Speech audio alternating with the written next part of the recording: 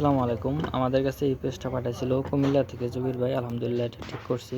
তো প্রবলেমটা হয়েছিল আপনার ব্যাটারি কানেকশন করার পরে যখন চালু করার জন্য সুইচে চাপ দেওয়া হতো তখন এরকম জাস্ট 3টা লাইট ব্লিঙ্ক করতো কিন্তু চালু হইতো না। আলহামদুলিল্লাহ এটার আমরা ঠিক করেছি। সমস্যা ছিল মোশফিট চলে গেছিলো, এক সাইডের মোশফিটগুলা লাগাইছি আর এই যে এই লাইনগুলা ছিঁড়ে গেছিলো।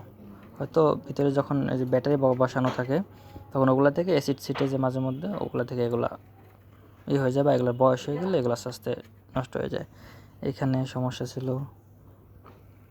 এখানে এগুলা ছিঁড়ে গেছিলো আপনার চিকন চিকন। আর এটা হলো অটো রিক্সার যে পিক আপের তারগুলো, এগুলো মোটামুটি হাই কোয়ালিটির তার। আলহামদুলিল্লাহ এটার কোনো সমস্যা নেই বর্তমানে। আমরা চেক দিব ইনশাল্লাহ এখন। আর পাওয়ার কাটে মূলত সবচেয়ে বড় সমস্যা হয় যেটা, এটা হলো আপনার মোশফিট এবং এইখানে এই সিলগুলো, এখানে একটা সিল থাকে কিন্তু ডেটের উপর একটা সিল থাকে। এই সিলটা যে থাকে সিলের নিচে এই যে সূক্ষ্ম যেই তারগুলো টানা আছে এগুলো আপনার ছিঁড়ে যায়। এই প্রবলেমটা হয় সবচেয়ে বেশি। যাই হোক, আমরা এটা ওকে করেছি, এখন আর চেক দিই। আলহামদুলিল্লাহ আমাদের এই পেজটা ওকে হয়েছে। এখন আমরা চেক দিই, আমরা এসিটা দিয়ে নেই। চলে আসছে, যদি আমরা পাওয়ারটা দিই,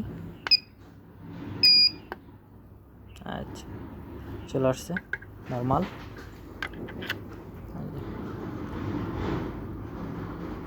যদি আমরা এসিটা বন্ধ করে দিই, আর ব্যাকআপ,